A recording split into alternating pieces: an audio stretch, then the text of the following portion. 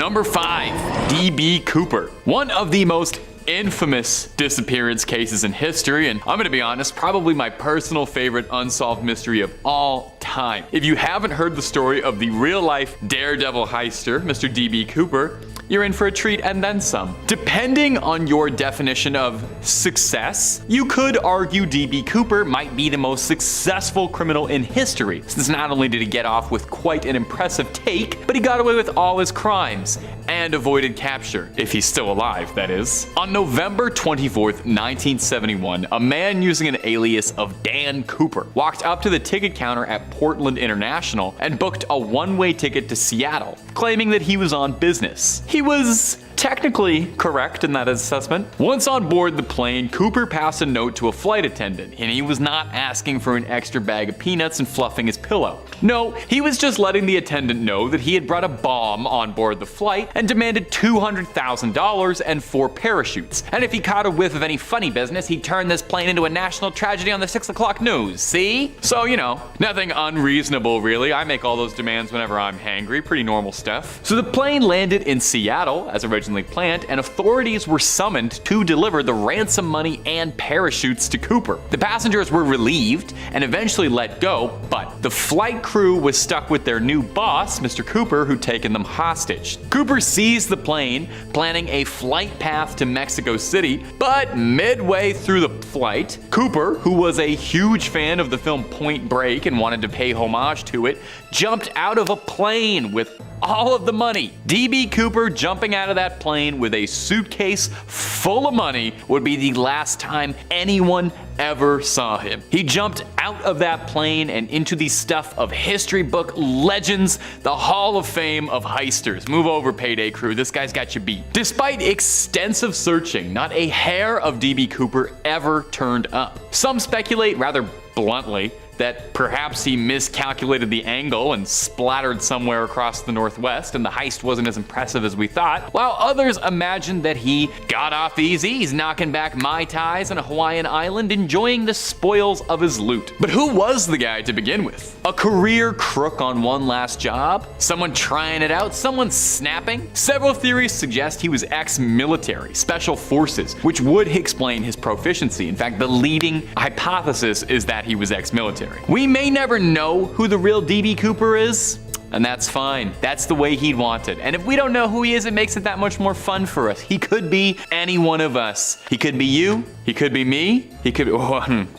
I'll stop talking there. And if you're looking for more scary videos and strange stories out there, we've got all of that and then some. If you can think it up, we've probably done a video or 2 on it. We've got quite the catalog. So click on through, hit subscribe, and please tickle that little bell and make sure you don't miss a single scream. But would you kindly do that at the end of this video? Because I got 4 more missing persons cases ready for you now. Number 4, the Mary Celeste. Our next mysterious case is a bit of an outlier, a little bit of a cheat. I know. It's not just one person going missing, it's an entire ship. How does that happen? December 1872, the captain of the Mary Celeste, one Benjamin Briggs, cast off to New York to travel to Italy for unknown reasons, but probably for the tomatoes. The ship was kept to a rather tight crew. A staff of 8, plus Briggs's wife and daughter, were enough to man the vessel. The voyage seemed like it went pretty well until another vessel, the Del Gratia, came into contact with the Celeste and were chilled at what they'd found when they recovered the ship drifting aimlessly. As rescuers boarded the ship, they were greeted with a maritime mystery to forever haunt them. The ship seemed to be in perfect working order, no signs of damage or distress. Had it not been found freely floating,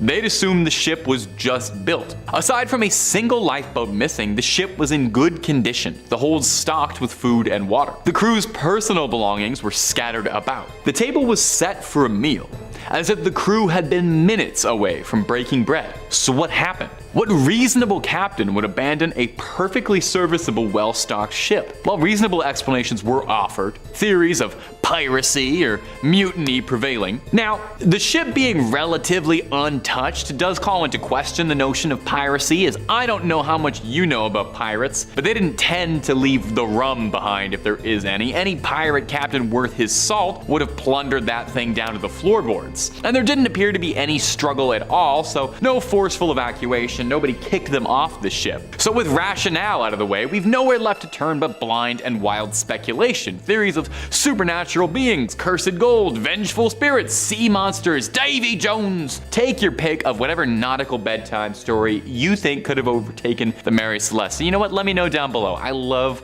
pirate ghost stories more than anything. Perhaps it was a bit of sea madness, cabin fever. Maybe it's whatever happened to those two guys in the lighthouse happened to them here. No matter how you slice it, the vanishing of the Mary Celeste is a head scratcher of a mystery. More lost souls to the darkness that lurks below the ocean's water. Wary yourselves against the whispers that echo the seas, for the spirits of the Mary Celeste may still be watching, eager to claim another. Number 3. Frederick Valentich. Our next mysterious case is Frederick Valentich, an Australian pilot, a well-trained aerial ace. He had 150 hours of manned flight experience and was permitted to fly alone, provided it was in good weather conditions. He also had a love of extraterrestrial life, a deep desire to find that unknown above. Well, Valentich might have got his wish. Tragically, it might have cost him his life. The year was 1978. Frederick Valentich was performing a 125 nautical mile training flight flying to a small landmass called Kings Island. While at 4,500 feet in the air, Valentich thought he had seen something with him. The Melbourne Flight Service insisted that there wasn't anything in the air with him, but Frederick radioed back and said that there was something on his tail. He claimed that he saw something glowing with 4 repeating bright lights and was rushing past him, and he described it as shiny,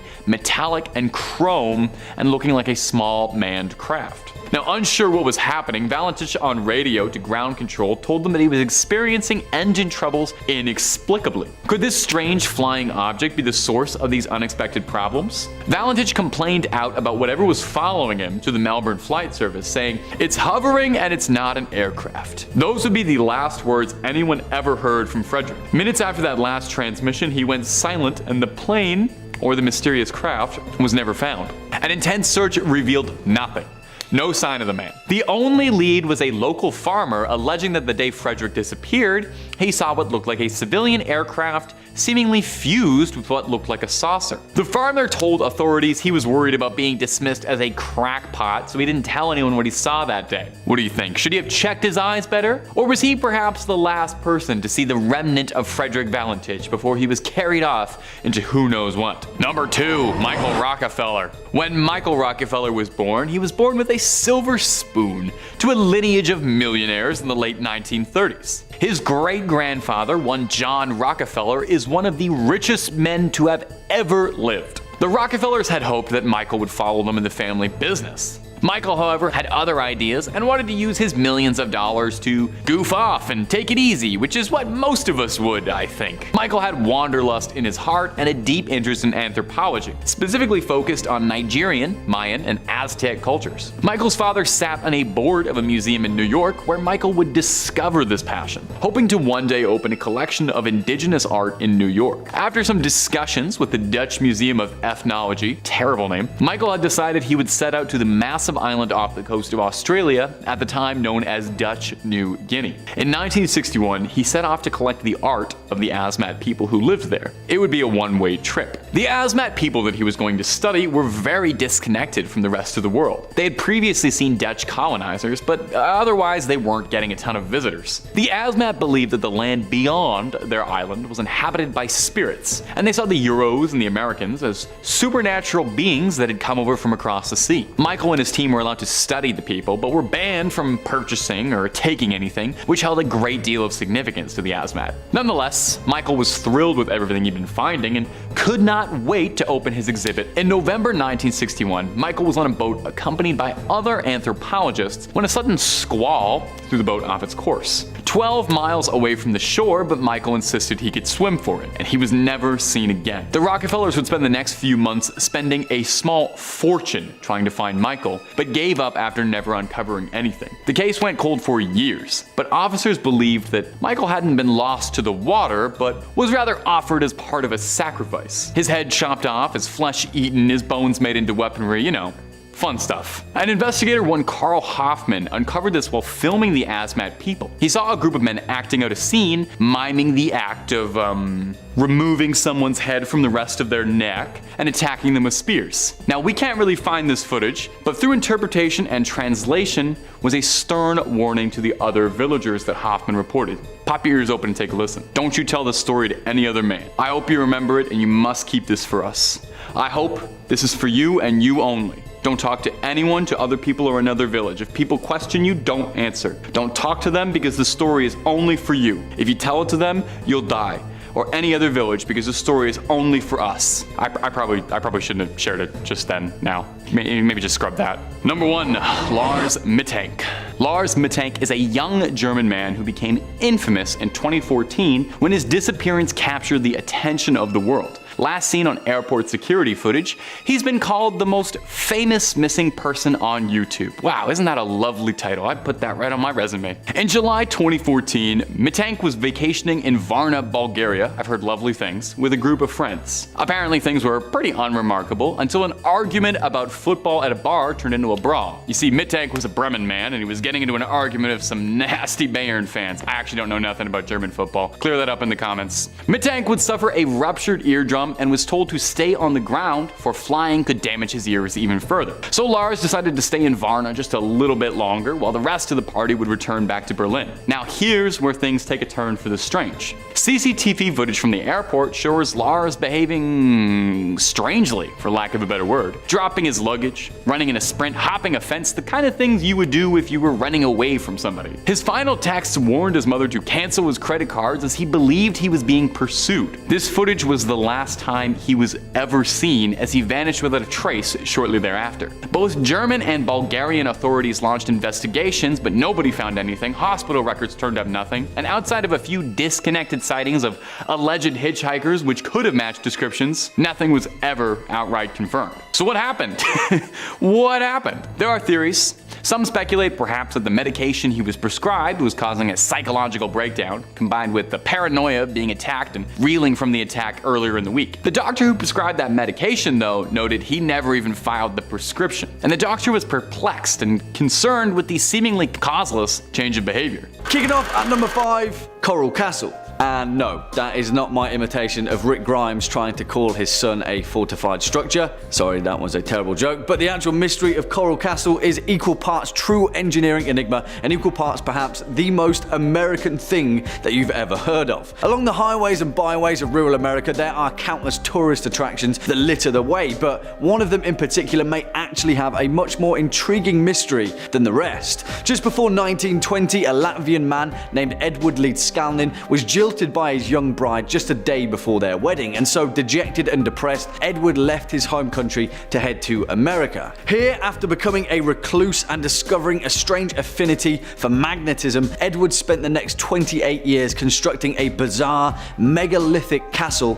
from oolite, a limestone sediment similar to coral. Now, although the vast majority of this structure now is ruinous, which operates as a popular tourist attraction on the roadside, the actual structural properties of Coral Castle have baffled people for decades. Given the fact that Skalnin worked completely alone, shifting over 1,000 tons of oolite rock into place with no conventional machinery and no other means of hauling such a large amount of minerals and materials. As the legend goes, at one point a few local teenagers claimed to have stumbled upon Skalnin working on the structure late at night, reporting that he had caused the blocks of coral to move like hydrogen balloons, floating perfectly into place without the aid of any tools. Strangely enough, this led to wild rumors that Skalnin was using telekinesis to build the castle, a claim which he refuted. In fact, the only tool that Skalnin ever spoke of using was a machine that he referred to as a perpetual motion holder. Before his death, whenever he was asked how he constructed the place, he simply stated that he understood the laws of weight and leverage well, and on several occasions he stated publicly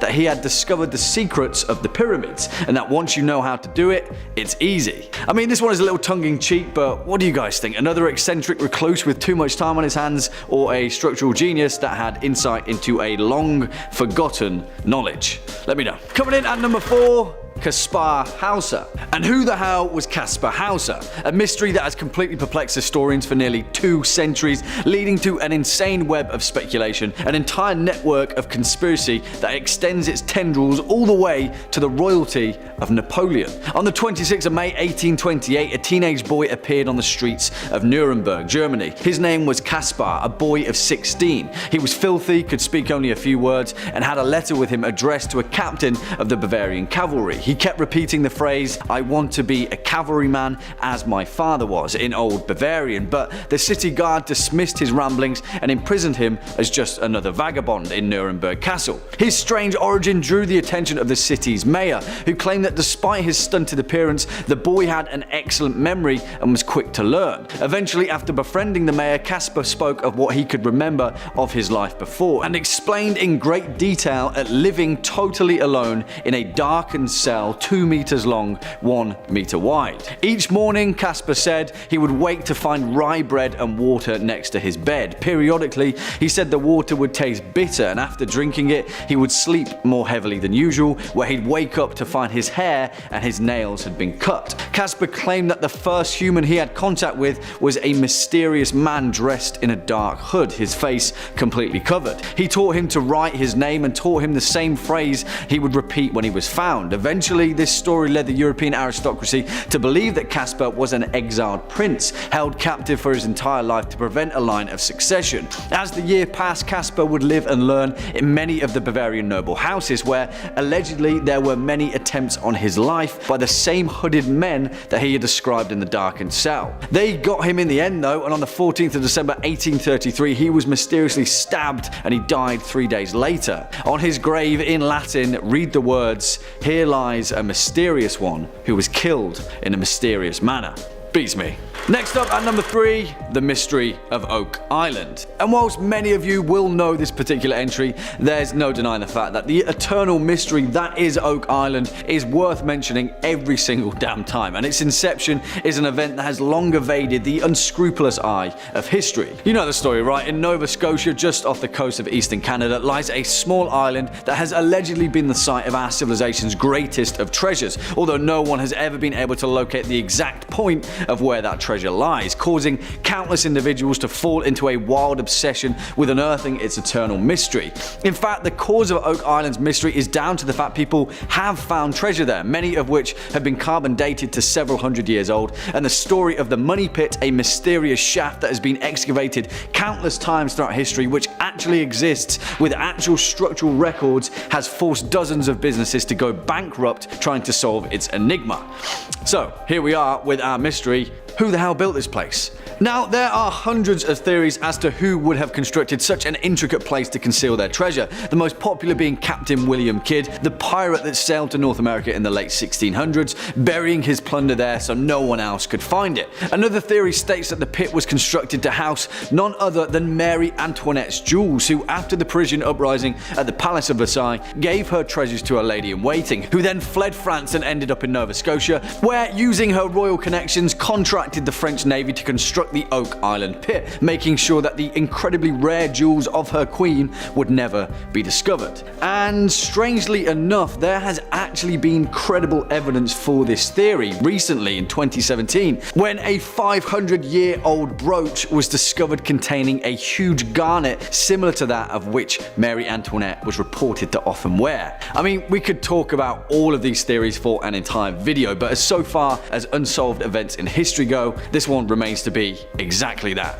Swinging in at number 2, the Yonaguni Monument. Okay, where do we even begin with this one? Because if you've seen any of our Ancient Mysteries series, then this one definitely deserves its place amongst their ilk. But the event that we're possibly alluding to in the case of the Yonaguni Monument may be a geological enigma that predates known civilization itself, involving an entire continent submerging deep beneath the ocean. Yeah, and whilst that may sound like a massive leap, let's just take a look at the strange properties of the Yonaguni Monument before we jump to any kind of conclusions. Off the coast of Japan, submerged beneath beneath the southernmost Ryukyu Islands lie a formation of potentially man-made monoliths, which has led to decades of debate as to the true nature of this strange geological formation. The monument itself consists of very fine sandstone and mudstone, with its main feature being a rectangular formation measuring about 90 feet tall and consisting of several other strange formations that seemingly don't make sense as to how they have been naturally formed. Now, despite this massive debate between the Yonaguni monument being natural or man-made, perhaps the most mind-blowing theory comes from the renowned geologist Robert Schoch of Boston University,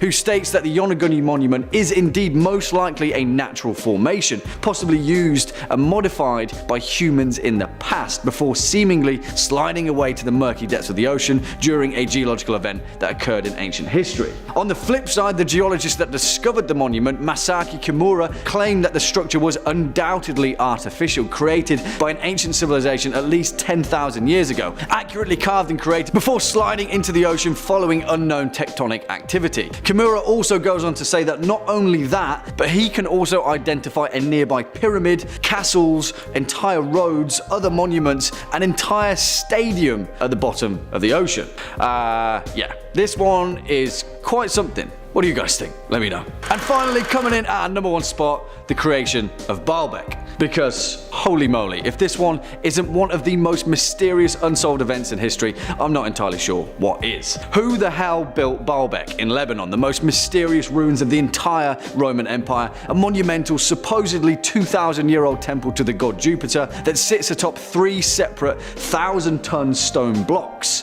To put it into perspective, the monoliths at Stonehenge weigh about 1/40th of that. Yeah, you heard that correctly. 1,000-ton stone blocks. And despite being the diligent record keepers that they were, there is no record of who ordered this temple to be built, how these monolithic stones were cut, why they were cut, or how they even came to be, and how the temple itself came to be abandoned, because for the most part, whoever built Baalbek just up and left. Now, there are many mythological and cultural legends as to the origins of Baalbek. Some say that Cain built it to hide away from the wrath of God. Others say that giants built it at the command of Nimrod, which would eventually become the Tower of Babel. In fact, in the Epic of Gilgamesh, some claim that the intergalactic landing pad alluded to in its tale was in itself Baalbek, a site constructed purely for the reception of ancient astronauts. In fact, though, the actual mystery of Baalbek resides more within its geographical location. What was the point in cutting such enormous rocks out in the middle of nowhere? Why was this temple even built where it was? And why would the Romans go to such great lengths to create a structure that wasn't efficient in location instead of next to a major city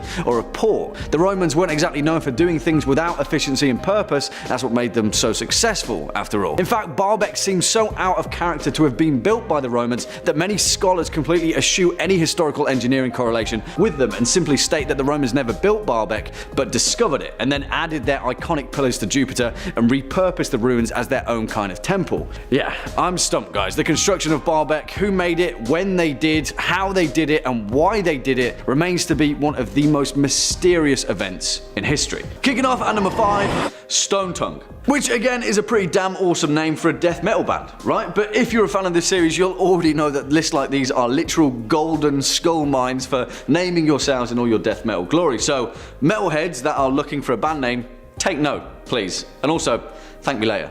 Anyway, Stone Tongue. Let's first cast our gaze back to 1991 in Northamptonshire, Britain, where archaeologists discovered a gruesome and even stranger mutilation that emerged from the remains of Roman Britain. Now, it's no hidden secret that Britain is littered with instances of intrigue from the Roman occupation of Britain, but this one in particular seemingly doesn't fit any sort of logic, or any of the many other mysteries of ancient Britain. At the bottom of a burial pit, buried beneath dozens of other bodies, archaeologists found the skeleton of a man whose tongue had apparently been amputated and instead replaced with a flat stone wedged into his mouth.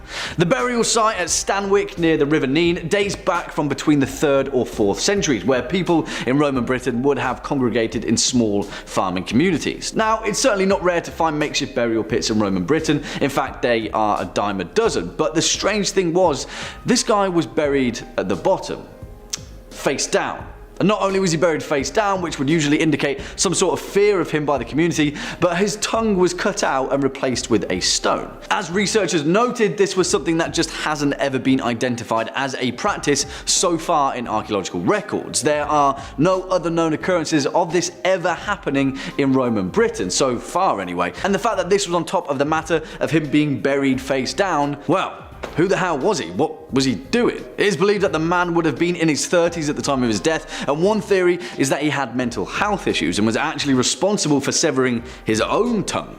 Perhaps the tongue was the community symbolically making him whole again, but then why was he buried face down? Now, archaeologists are currently trying to correlate this practice to ancient Germanic laws, but its place in a small farming community in Roman Britain, yeah, that remains a complete and utter mystery. Swinging in at number 4, Kat Shabib. And I absolutely love this one, as well as pretty much all of the next few entries, because nothing gets my mind whirring quite like an ancient structure that no one knows what the hell it is, or what it was doing, or why it was even there. Let me introduce you to the Kat Shabib, an ancient wall in southern Jordan that since its identification by British diplomat Sir Alec Kirkbride back in 1948 has had archaeologists scratching their heads ever since. I say identification because Kirkbride certainly didn't discover this structure per se, but instead he noticed that whilst he was flying over Jordan, there was a very apparent and very clear line across the geographical landscape. A wall, in fact, that ran 150 kilometers, making it the longest linear archaeological site in Jordan. Now, why would anyone build a wall of such length? Now, the Romans had reason to with the Picts, ancient China had reason to with Genghis Khan, but Kat Shabib? What's that all about? The thing is though, whilst the purpose of this wall is the frantic subject of debate, we do know who built it. The semi-nomadic Bedouin people led by the Arab prince Amir Shabib. Historically, there is a certain recognition of the Bedouin people using the wall, but there is still no concrete evidence to determine its purpose. Archaeologists during the 1940s and 1950s argued that the Kat Shabib was used for military and defense purposes. However, there is a clear problem with that assumption. This wall is far too low for it to have ever been a successful defensive mechanism, and although it is massive in length, at best estimates it stood at around just 1.5 meters high. What was it keeping out? Not a lot. So then why have archaeologists also discovered over 100 ruined towers across its span? Yeah, more and more questions. Oh, and also, did I mention that best estimates point toward it being built in the Iron Age? Yeah, Kat Shabib, everybody. A complete and utter mystery. Next up, at number 3, the Golan structure. Alright guys, if Kat Shabib had you scratching your head, then the Golan structure is going to require some form of head scratching machinery. Let me introduce you to the Golan structure, also known as Rajum el-Hiri, an ancient megalithic monument that resides in the Israeli-occupied portion of Golan Heights, just off of the east coast of the Sea of Galilee. Made up of more than 42,000 basalt rocks arranged in concentric circles with a mound that is 15 foot tall at its center, the Golan structure has often been referred to as the Stonehenge of the Levant. Why? Well, of course, because it dates back to at least the early Bronze Age, to between 3000 and 2700 BCE. So what is it? Who built it? What purpose did it serve? Yeah, that'll be a we don't have a freaking clue on pretty much all of those points. The outermost wall of this structure is 520 feet in diameter and 8 feet high, and since archaeological excavations have thus far yielded very few material remains, most Israeli archaeologists believe that the site was certainly not of a defensive position or a residential quarter, but most likely, as the vast majority of these enigmas are, it was a ritual center. And not only that, but a ritual center that is possibly linked to the cult of the dead. But on that note, there's even more of a mystery, because so far no human remains have ever been found at the site, only objects pointing to its function as some kind of tomb.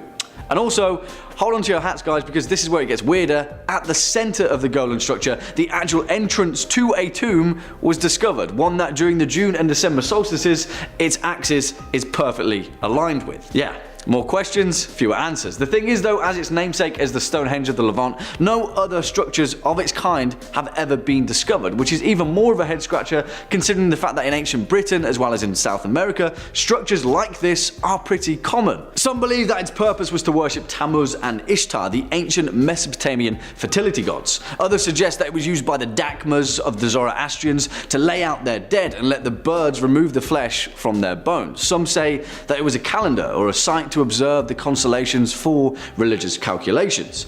Maybe it was all of these things at some point in time, but as it remains, we may never know. Coming in at number 2, the Great Lakes Copper Mystery. Oh boy, here we go. If you're not already feeling perplexed at the mysteries of the ancient world, then I'm fairly certain that this one will knock your metaphorical socks off. In the wilds of Michigan's Isle Royale National Park, it remains a beautiful and remote location, but thousands of years ago, the island was home to a thriving mining industry. Yes, mining. The rich veins of copper that ripple through the site's bedrock certainly drew the attention of the early Native Americans, and the fact that they diligently used this ore to make tools and jewelry is evident still. But the actual extent of their operation remains a complete and utter mystery. Why? Well, because around 6,500 years ago, there is clear and startling evidence to suggest that roughly 500,000 tons of copper was mined from the land. 500,000 tons of copper, which simply put, is a staggering amount. Now, the copper culture complex is an astounding feat of ancient civilization regardless, but here is where our mystery takes another turn. You know why? Because Michigan copper is some of the purest copper on the planet. Keep that thought in mind. And 500,000 tons of it, well, frankly put, there should be more evidence to its use throughout the Midwest. Now, I'm going to take a little bit of a leap here, and I'm going to point us toward another ancient mystery, one that occurred off the coast of Turkey, roughly around the 14th century BC. A shipwreck that was discovered just off the east shore of Uluburun, discovered by a sponge diver back in 1982. Now, the Uluburun shipwreck is a bit of a mystery in and of itself, but it's with the content of its cargo that we're concerned with here. Within the hull of the shipwreck, over 10 tons of copper oxide ingots were discovered. Now, oxide ingots, which are named so down to the fact that they are shaped with rectangular handholds on either side, were relatively common in the late Bronze Age period of the Mediterranean Sea. You know what is weird? Testing on these ingots later discovered that they were extraordinarily pure for others of its kind. In fact, more than 99.5% pure. The oxides themselves were brittle blister copper with voids and slag bits that only occur when multiple pourings were made outdoors over wood fires. There is only one type of ore of this purity, Michigan copper, the kind mined over 6,500 years ago in the copper culture complex of North America. Yeah, beats me, guys. And finally, coming in at number 1 spot, the Ness of Brodgar. And I absolutely adore this particular Neolithic mystery, and at the moment this is pretty much my direct inspiration for scholarly study of the ancient world. Now, we've covered this area quite a few times on this channel, and if you'd like to find out more about places like Skara Brae, the ancient site discovered on the Orkney Isles of northern Scotland, then please check out our Scottish history list, and also, you know, do your own discovering, because Neolithic Orkney is absolutely amazing. But there's another place that is even more remarkable than Skara Brae, the Ness of Brodgar, perhaps one of the most important discoveries in archaeological record depicting just what the hell was going on during the Neolithic period of ancient Britain. Now, back in 2003, in a site that occupies the central position with the Orkney archipelago that lies between the locks of Stenness and Harray, an imposing complex of monuments were discovered, a series of structures that seemingly were of pivotal importance to Neolithic Orcadians, and perhaps even further afield, perhaps even the whole of ancient Britain. The site itself, which lies between the already discovered ring of Brodgar, a Neolithic stone circle that has its own mysteries, as well as the equally mysterious stones of Stenness, dates back to at least 3,300 BC. As of 2016, 14 structures have been discovered, with many of them being built on top of each other, suggesting perhaps an even older use of this site and a location of incredible importance to the Neolithic people of ancient Britain. Without a doubt, though, the most impressive structure, known as Structure 10, which appears to be a Neolithic pyramid, is even more of a head scratcher. Yeah, I just said Neolithic pyramid. Around this site, which was used prolifically up until around 2200 BCE, after which it abruptly stopped, archaeologists have since discovered the bones of approximately 400 cattle, around which the carcasses of several red deer were placed, with many of their tibia bones being cracked and extracted for marrow, suggesting the site of a feast. Do you know what's weirder though? During this event, there is also evidence of the temple being largely destroyed, brick by brick. Seemingly, for some reason, the Neolithic Orcadians built this site as a place of incredible importance, used it for 1,000 years, and then one day threw a party and tore the whole thing down.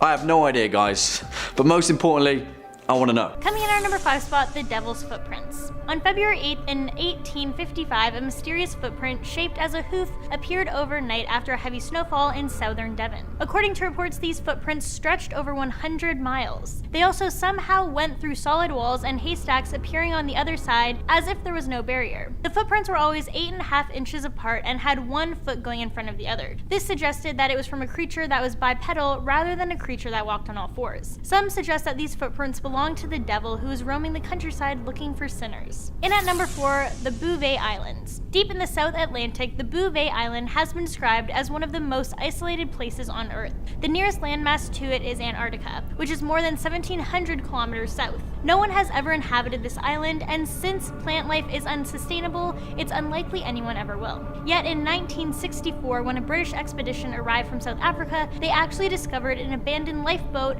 in a lagoon on the island. Close by the boat, they found oars, wood, a drum, and a copper tank. But the strange part, there was absolutely no trace of any passengers. The boat had no identifiable marks, and therefore it couldn't be tracked back to any nation or shipping company, which was a requirement for boats or lifeboats back in the day. What's even more strange is that 2 years later, another expedition was sent to the island, and the lifeboat and all of the objects around it were gone. To this day, no one knows how the boat got there or what happened to the people who were on it or who they were. At number 3, D.B. Cooper. In 1971, the day before Thanksgiving, a man claiming to be Dan Cooper boarded Flight 305 in Portland bound for Seattle. While in the air, he opened his briefcase and showed a bomb to a flight attendant, then he proceeded to hijack the plane. The plane then landed in Seattle. Once on the ground, he demanded $200,000 in cash, 4 parachutes, and food. Once he got what he requested, he released the passengers, and he, along with the pilots and flight attendant, took off from Seattle with the marked bills. About 45 minutes after takeoff, they were over Portland, and Cooper jumped into the night. Then 9 years later, in 1980, just north of Portland, by the Columbian River, a young boy was digging a fire pit and uncovered 3 bundles of cash. These bills matched the marked serial numbers of the bills that were given to Cooper. That was the last bit of evidence to ever be found about this case, and still to this day, no one knows his true identity or what happened to him. This is one of the greatest unsolved mysteries in FBI history. And nothing has been said for years, but just a few months ago, back in January of this year, a startling claim was made to the media that D.B. Cooper was actually a former CIA operative named Robert Rackshaw. Robert just so happens to be alive and well living in California, but he has yet to be charged with anything. Coming in at number 2, SS Orang Medan. This is one of the most frightening and mind-boggling death at sea stories out there. In June of 1947, multiple ships were traveling in Strait of Malacca. All of them received a terrifying SOS message from the Dutch ship, the SS Orang Medan, that read all of the passengers, including the officer, were dead.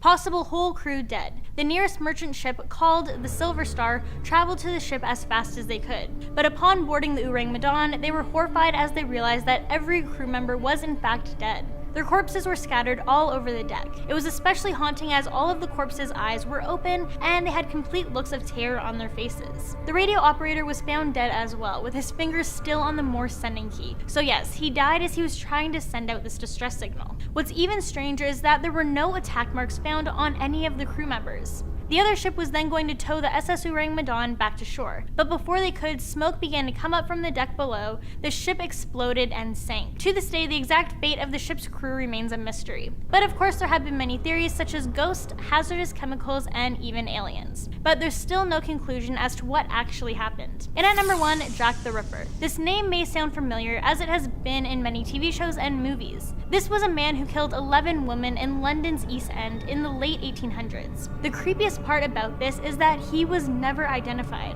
Most of the women he went after were prostitutes. He would mutilate their bodies so badly that they were unrecognizable, and he would slash their throats. This killer would actually then remove organs from these women after he killed them, and it's expected he kept them as trophies. When the murders were taking place, the townspeople were always in constant fear, and a lot of suspicion was going around. The police were forming committees, and the townspeople were forming mobs and attacked people they believed to be the killer. And then after the 11th murder, the killings just all of a sudden stopped. An investigation to find the killer continued on for 3 years, but the police were never able to uncover the identity of Jack the Ripper. The case was officially closed in 1892. However, the interest in the killings never lessened. I mean, after all, we are still talking about it to this day, aren't we? Kicking off at number 5, the tomb of Antony and Cleopatra. Now, the legendary Roman politician and general Marcus Antonius, alongside his kindred spirit Cleopatra, may well be the most notorious lovers in the history of our civilization, and And although mountains upon mountains of literature have been written about their star-crossed fate, the real mystery of Antony and Cleopatra came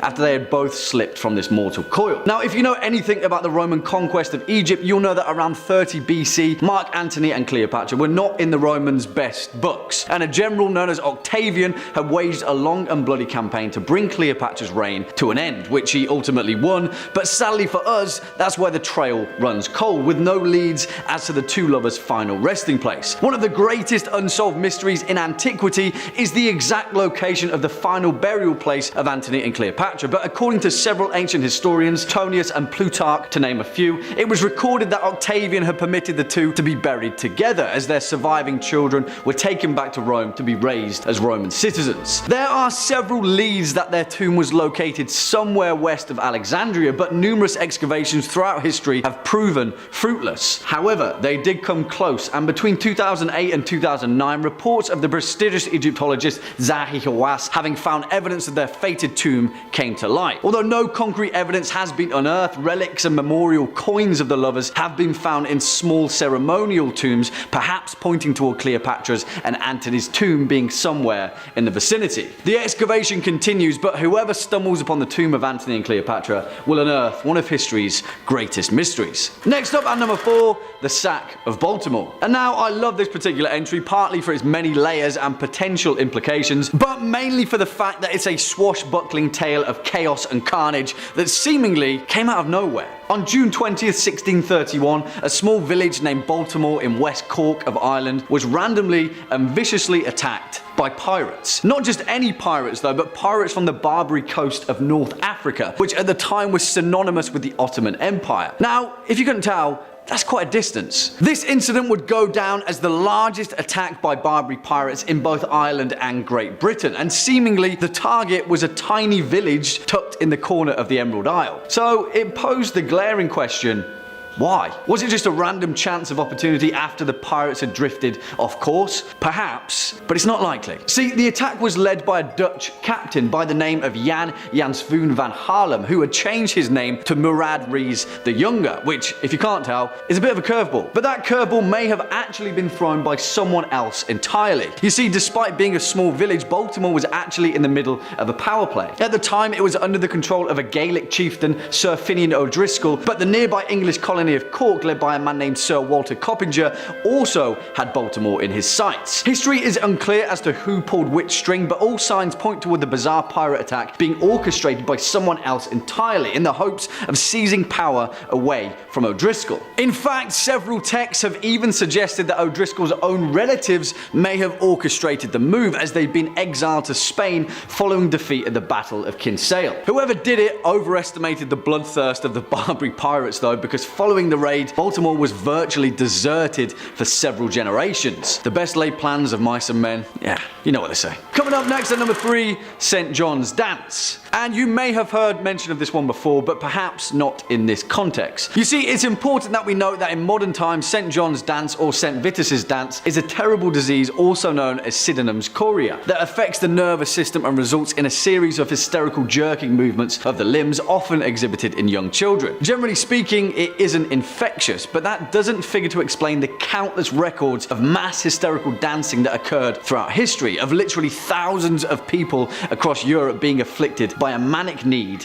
to dance. The earliest known outbreak occurred in the 7th century and was primarily thought to occur during times of intense hardship, particularly affecting the peasant and working classes. So what? You're a peasant in Dark Age Europe and all of a sudden you just start dancing and can't stop, somehow infecting the rest of your village, town or city, until there's a horde of people doing the exact same thing, potentially collapsing from exhaustion or dying from a heart attack. Well, yeah, because that's exactly what happened. One of the most well-documented cases was in 1518 in the Austrian city of Strasbourg, where a woman named Frau Troffia began dancing in the streets, and within a month, 400 people had joined her. Yeah, she danced for a month, and loads of people died. Now, there are many theories on the true explanation of St. John's Dance, and scholars still argue as to whether it truly was a real contagious disease or merely a social phenomenon. One of those theories suggests a particular fungi had infected their crops, and another suggests that it was all a misunderstanding and St. John's Dance was actually the practice of some secretive European cult. Yeah.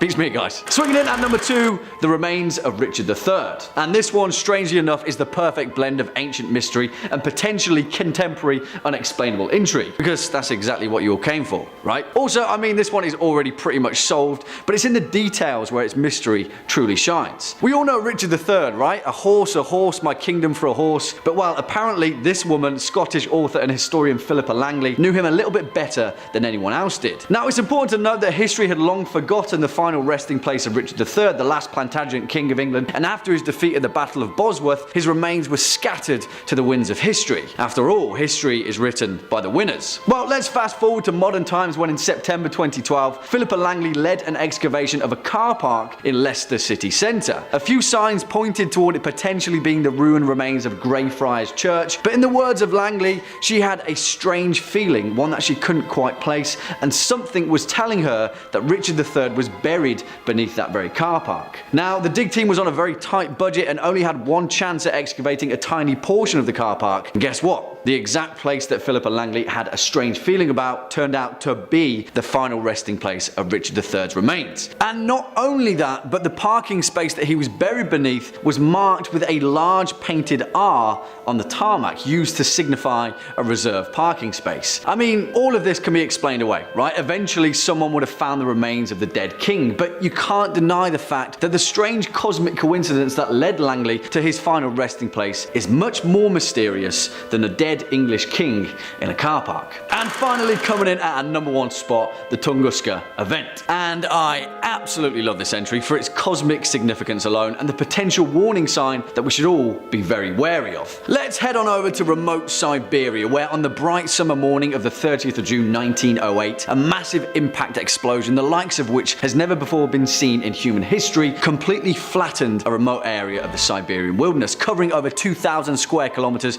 of isolated forest. As far as we know, no one was caught in the blast, but if they were, they would have certainly been obliterated by a shockwave 1,000 times greater than that of the Hiroshima atomic bomb. The Tunguska explosion completely flattened over 80 million trees in its blast radius, rupturing their roots like grass to a lawnmower. 50 or so miles away, those native to the region were knocked flat on their feet by the blast, windows shattered and buildings subsided. For all intents and purposes, it was the result of an unimaginable power. And if Tunguska had occurred over a metropolitan area, an entire city would have likely been flattened. So, what was it? Well, the leading scientific consensus is that the explosion of the Tunguska event was caused by the impact of a small asteroid, one that had possibly burned up in Earth's atmosphere and then produced a shockwave that resulted in the aforementioned cataclysm. However, not everyone buys that hypothesis, and many other researchers and scientists have proposed the Tunguska event being the result of a leak of natural gas from deep within the Earth's crust that became ignited by a storm and resulted in the Tunguska hellfire. Most evidence, though, points towards Tunguska being the result of an asteroid, albeit one that luckily somehow missed the vast majority of our entire populated planet. It's also important to note that researchers believe Tunguska to be the result of a small asteroid, which is a terrifying thought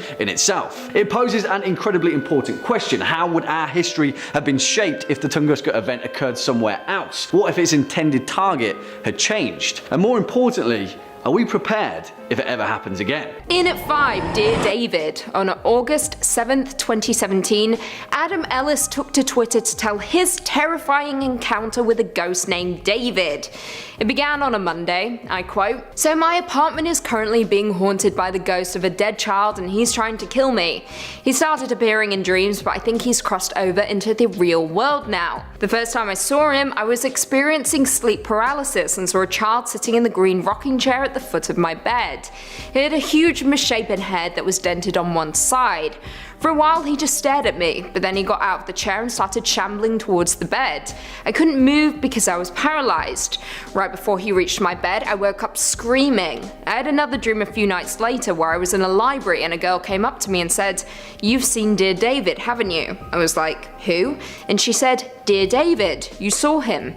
She continued, 'He's dead. He only appears at midnight and you can ask him 2 questions if you said Dear David first.' Then she added, 'But never try to ask him a 3rd question, or he'll kill you.' I was very shaken. Having 2 dreams about the same thing is pretty weird. Anyway, a couple weeks passed without incident. Then David came back in another dream. Same situation. I was in bed and he was sitting in the rocking chair near the window, staring at me. In the dream I say, 'Dear David, how did you die?' He mumbles, "An accident in a store." I say, "Dear David, what happened in the store?" He groans. "A shelf was pushed on my head." I'm frozen with fear. I ask, "Who pushed the shelf?" David doesn't answer. I realize that I've asked a third question, which I'm not supposed to do. At that point, I wake up absolutely terrified. The next couple of days, I Google deaths in the city, but can't find anything about a kid named David dying in a store. Even try different names, Daniel, Dylan, Devon, nothing. A few weeks go by without incident. Sort of randomly, the apartment above mine is vacated, and I have the opportunity to move into it. It's a larger apartment, so I'm thrilled. Another month or two goes by, and I sort of forget about dear David. I think he lost track of me because I moved upstairs. But lately, something strange is happening. For the last 4 nights, my cats gather at the front door at exactly midnight and just stare at it, almost like something is on the other side. And that's where I am right now. Dear David found me, I think. I don't know what to do. I'll keep you updated. And that he did. Dear David continued for over a year. The story is long but so terrifying, and I wish I could read the entire thing out, but that would take hours and everyone would hate me. But we'll link it below. In at 4, Full Heart, Wet Hands. Now this story was submitted to the website My Uni Days by author Alex, who says, I quote, "So, I used to live at this address." They blacked it out. "The houses were built to house the people building the railway in Derby in the 1800s. I only found this out after I left the house, thankfully. It was a creepy house, really foreboding, and every time I washed my hair in the shower, every time I opened my eyes, I expected something to be there. Anyway, came back from an afternoon lecture. I opened the door, walked up the first flight of stairs, and saw a wet handprint on the floor. A really wet handprint. I was a bit like, very strange. At that moment, but I didn't freak out. It was just out of the ordinary. So I walked up to see my housemate, Ed. I opened the door and he was on the phone to his girlfriend. Not crying, but massively in distress. That was when the penny dropped. He then told me that as he was walking up the stairs earlier carrying a glass of water, he felt something cold go through him, almost a push, causing him to drop the water. He picked up the glass and ran up the stairs to his room. The water falling out the glass had created a handprint on the floor. Literally a handprint. Every digit was in proportion. I did freak out at this moment as I'd put the 2 and 2 together. I told everyone to get out of the house, which we did, but then sheepishly returned after a FIFA session around another friend's house. It was genuinely terrifying. Might not sound it, but it was. And all true. If someone offered me $50 to go back and spend the night there by myself, despite the fact that I lived there for a year without almost no incident, I wouldn't. There was something there that didn't want 6 college guys there. This is truly terrifying, and I likely would have done the same thing. Run. Something was clearly lingering in the home that wasn't at ease. Now the handprint has the potential of making, but the sensation of a person pushing you, now that is something else entirely. No thank you. Also, you'd have to pay me more than $50 to go back. In at 3, Villa de Vecchi. Just east of Lake Como in the forested mountains of Cortanova lies a house that is said to be haunted, nicknamed the Red House, Ghost Mansion and Casa della Stray, built between 1854 to 1857 as the summer residence of Count Felix de Vecchi. However, as most creepy stories go, a few short years after its completion, the house witnessed an inexplicable string of tragedies that would forever haunt its walls. First, architect Alessandro Sodoli died a year before the villa was completed, and many would later speculate his death was the first omen. The family moved in nonetheless, and during the spring and summer months they led an idyllic and, well, brief existence. Sometime in 1862 things took a turn when the Count returned home to find his wife brutally murdered and daughter missing. He then put on a lengthy and sadly unsuccessful search for his daughter before committing suicide that same year. The villa was then passed on to Felix's brother Diego, who continued to live on the estate with his family until World War II, after which time they vacated for good. The house bounced around various owners and renters for a while until being left permanently uninhabited by the 1960s. Naturally, elements have taken over the home, but the large majority of damage has been done by humans. Graffiti covers the walls and almost everything in the house has been vandalized. However, its rumors of hauntings, ritualistic orgies and sacrifices is what leaves the home unoccupied. Spookier still, in 2002 an avalanche wiped out all of the surrounding homes in the area, all except the Villa de Vecchi. Now, although trespassers always return, they always leave with hauntings to report. In at 2, Los Feliz Murder Mansion. During the mid-20th century, the Los Feliz Mansion was a seemingly happy home. For a short time, that is. It housed Dr. Harold Perelson and his family until the horrific night of December 6, 1959.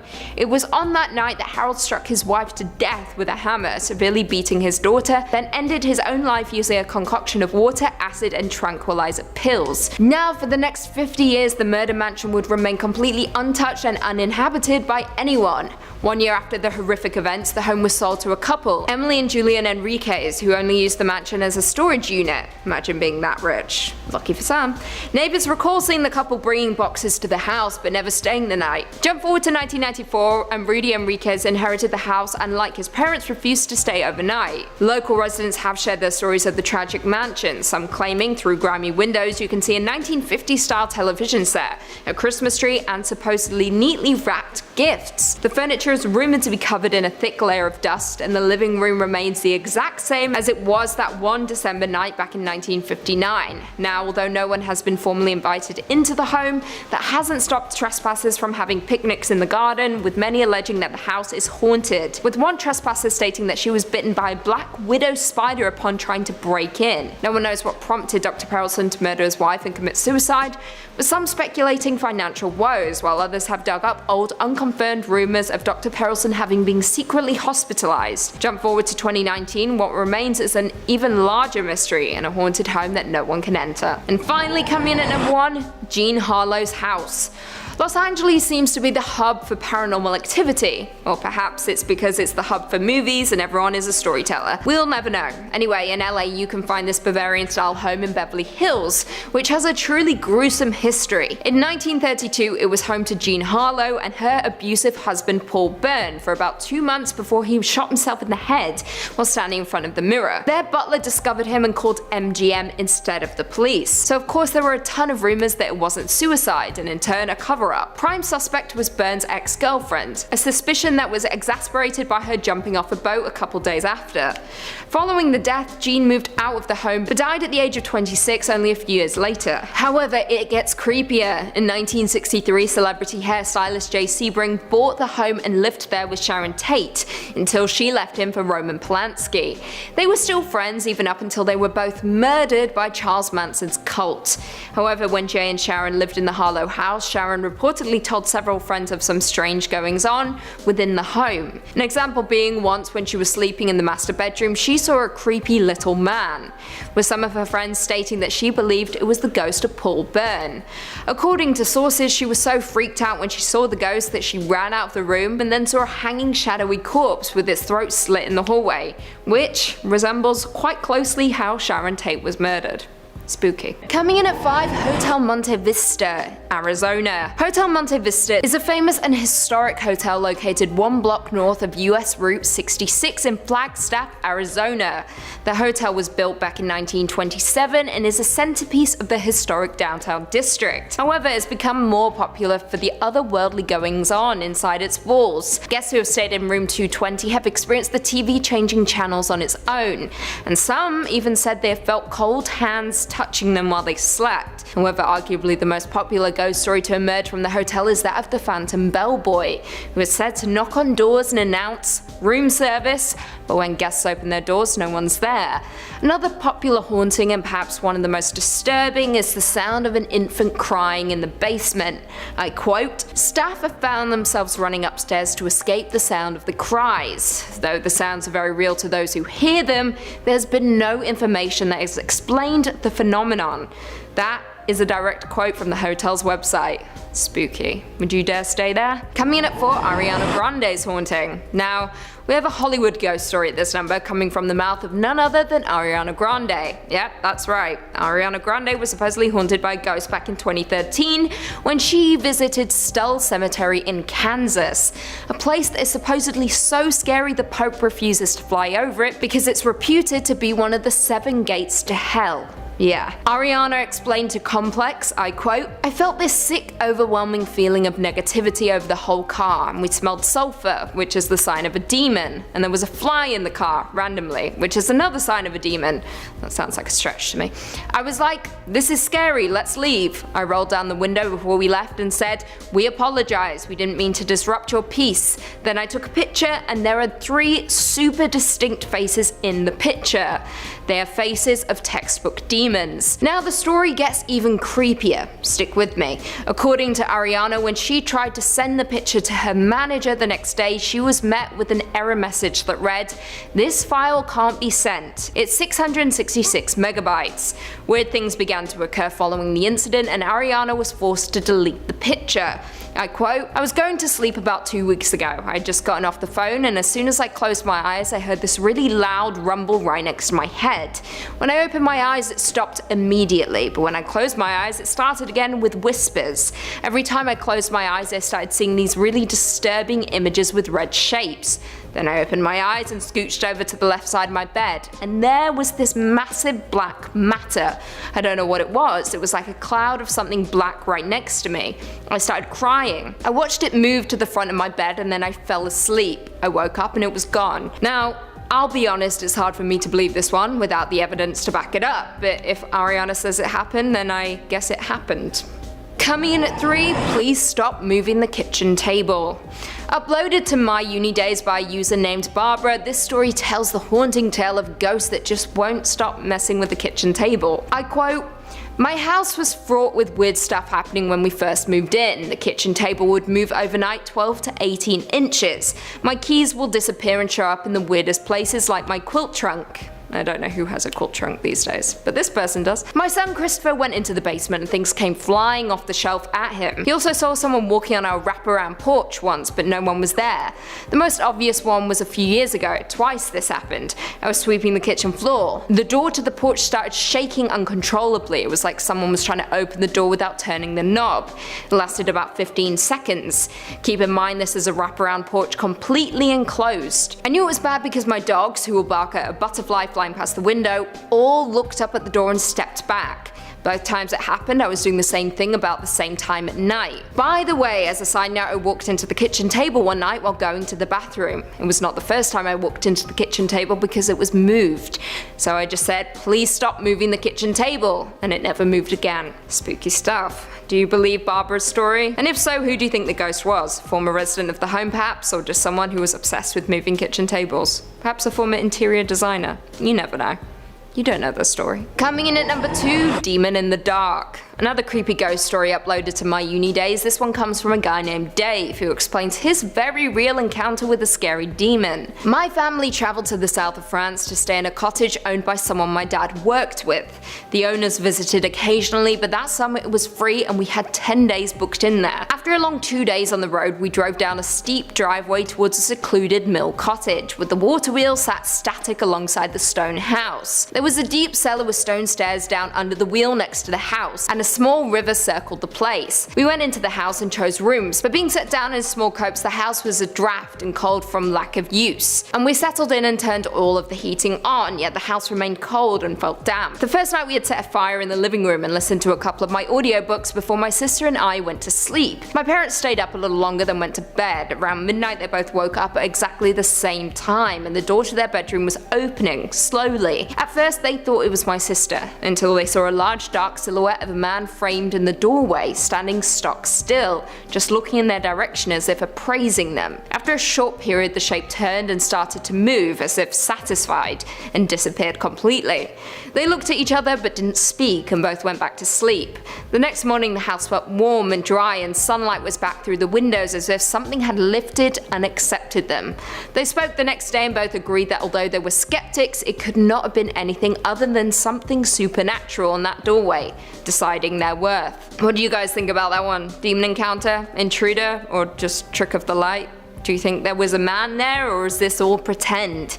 You tell me. I think it was just an old house that took a little while to heat up. but that's not very scary, is it? And finally, coming in at number 1, Hotel Cecil. Of course, there is no building more haunted than the Cecil Hotel that has numerous unexplained deaths and hauntings that are still ongoing today, even after it changed its name to Stay on Main. Creepier still, there's an entire list of suicides reported on its Wikipedia page, with the first reported case happening in 1931, followed by a long string of similar deaths in 1932, 1934, 1937, 1938, 1939, and 1940. The 30s were not a good time for the Cecil, that's for sure. During the same time, other tenants of the building also died by suicide, and one man was pinned to the exterior wall by a truck. In 1962, a woman jumped from the 9th floor window and landed on a pedestrian, killing them both. In 1964, tenant Goldie Osgood was brutally murdered, which had remained unsolved. And of course, one of the most famous cases is that of Elisa Lam, a 21-year-old traveller who was found dead in the rooftop water tank of the hotel after guests began to complain of a funky taste. Now, with this number, it isn't so much the ghosts themselves that are the unsolved haunting, but the hotel itself, which seems to curse anyone who stays in it or near it. Coming in at number 5, we have the narwhal tusk. If any of you have ever seen the movie Elf, then you're familiar with the cute narwhal in the beginning of the movie, and that movie really brought narwhals to the public's attention and making this sea creature more popular than ever before, but so much about this creature is a mystery. In 1577, the English explorer Martin Frobisher led an expedition of 150 men to the northern Canada in search of gold, but they had come across something they had never intended, and that was the sea unicorn. The myth of the unicorn goes back centuries, and the business of unicorn horn trade was sustained through the Middle Ages and Renaissance by Vikings who killed the so-called sea unicorns, cut off their horns and sold them for an astronomical price. As European naturalists became more familiar with the world's animal, the myth of the unicorn faded,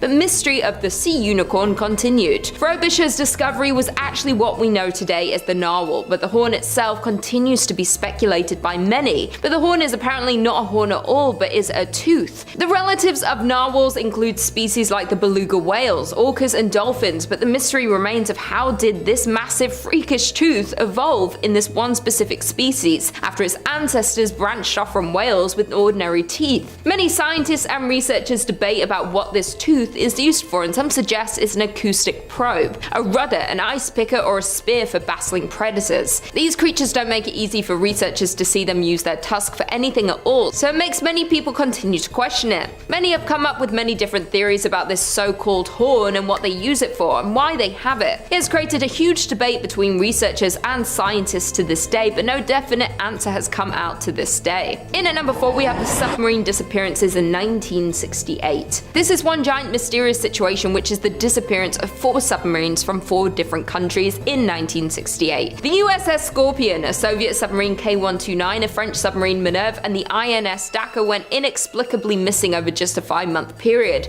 and the last 2 disappearing only 4 days apart. The exact causes of these sinkings remain unknown and remain a mystery over 50 years later. The INS Dakar was scheduled to arrive in Israel on January 29, 1968. When it didn't return, searchers went out to find it, but after a while there was no sign of the missing submarine. So the search ended on February 4th, and the 69-man crew was officially declared dead in 1981. The cause of the sinking was never determined, and theories say that either a mechanical or human error caused a catastrophic accident, or that the submarine snorkel was damaged after hitting another ship, causing it to flood. The Minerve was on the training operation in the Mediterranean on January 27, 1968, and when they were on their way home, the men were caught in a bad storm. When it was 30 miles away from the port, the Minerve made contact with the men on land and said it would port in about an hour, but an hour came and went, and the submarine had never returned. A frantic search was conducted with 20 vessels and aircrafts trying to locate the Minerve, but it was eventually called off on February 2nd when they found nothing. The K-129 with a crew of 98 descended on March 8, 1968, and almost 2 weeks into patrol on the North Pacific, the K-129 failed to send a scheduled radio message. The Soviets soon began a frantic search, and after 2 months of no sign of the submarine,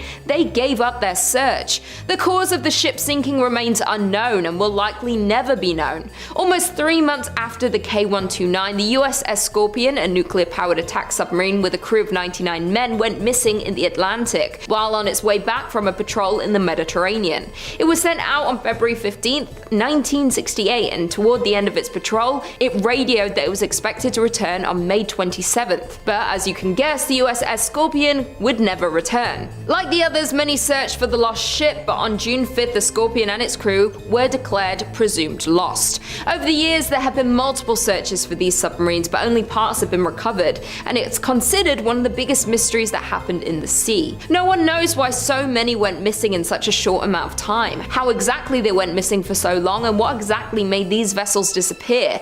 And this is a mystery we may never get the answer to. Coming in at number 3, we have the Bermuda Triangle. Named for the triangular shape of around 500,000 square miles of ocean between Miami, Bermuda, and Puerto Rico, for centuries the Bermuda Triangle has been mystified as a harrowing patch of ocean where sailors and pilots are prone to lose contact with the natural world and disappear forever. Back when Christopher Columbus first sailed the area, he claimed to see a giant ball of light in the sky that crashed into the horizon and made it glow. Soon after, all sorts of strange events happened in the area, including several boats mysteriously disappearing, and in one incident in 1945, an entire squadron of US torpedo bombers vanished into thin air due to all these weird instances, giving this place the name the Devil's Triangle. The exact number of ships and airplanes that have disappeared is not known, but it's estimated that around 50 ships and 20 planes have been victim to the Bermuda Triangle, and many of these mysterious disappearances of these ships and planes have never been recovered. Many see the Bermuda Triangle as a real phenomenon and have multiple theories to try and explain this mysterious place, and some of these theories are human error, paranormal explanations, violent weather like hurricanes, the Gulf Stream, which is a major surface current within the ocean, methane hydrates, which is a form of natural gas that causes bubbles to form around the ship and ultimately sink it without warning. All of these are only theories, and the Bermuda Triangle to this day is the most notorious sea legend of all time. In at number 2, we have the Gulf of Mexico's cursed shipwreck. An estimated 4,000 shipwrecks litter the seabed across the stretch of water, and the Gulf of Mexico is one of the wealthiest locations for maritime archaeology in the world. In February 2001, oil workers for ExxonMobil were laying some pipeline when they happened to stumble upon a shipwreck about 2,600 feet deep. After discovering the wreckage, a team was assembled to explore this mysterious ship, but nothing seemed to go right. The exploration submarine malfunctioned right as it was getting ready to go down to check out the wreck, and that was only the beginning of these mysterious malfunctions. Others include video monitors going out whenever they fired their thrusters, sonars breaking, and hydraulics going haywire with no explanation for any of these problems. After nothing working and things continuing to break, the Navy sent a researcher submarine down to investigate the wreckage, and on the way down it suddenly self-destructed, and somehow when it finally did get to the wreck,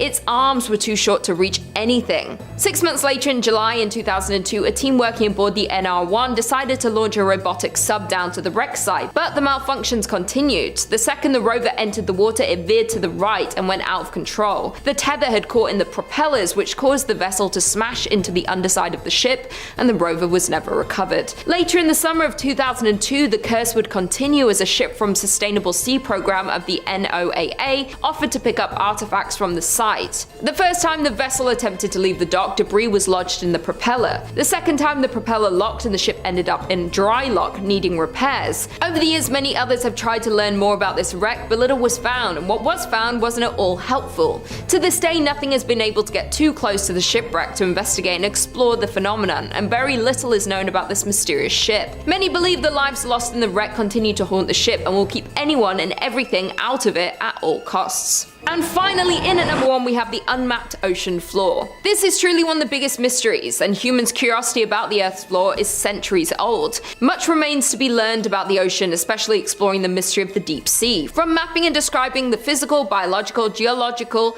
chemical, and archaeological aspects of the ocean and understanding their dynamics. For centuries, scholars believed the deep sea to be a lifeless place. Until the late 19th century, we've discovered there is a diversity of life and creatures living down there. Many researchers and divers had tried to dive and take submarines down to explore more of this unknown place, but it's very hard due to the extremely cold temperatures, the darkness, and the literally bone-shattering pressure that's more than 1,000 times that at sea level. In 2019, a retired naval officer, Victor Vescovo, set a new record as one of the deepest dives to date, reaching almost 36,000 feet down in a submarine into the deepest place on Earth, the Marianas Trench. The ocean covers more than 70% of the planet's surface, driving weather, regulating temperature, and ultimately supporting all all life's organisms. Throughout history, the ocean has been a vital source of sustenance, transport, commerce, growth, and inspiration. But to this day, more than 80% of the ocean remains unmapped, unobserved, and unexplored, and it's still unknown how deep the ocean really is.